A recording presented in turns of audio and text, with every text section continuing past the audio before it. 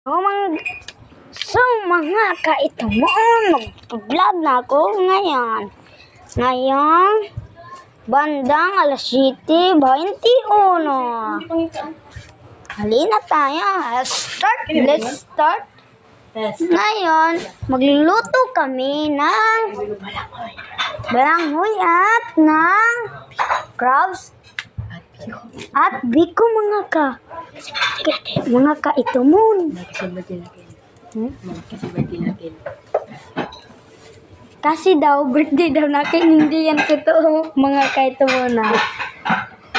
Ang kaitamon, ang aking kasama, ito. Ito siya, papanit ng balanghoy. Hello, Mayong Ri. Ang gabi daw, subscribe.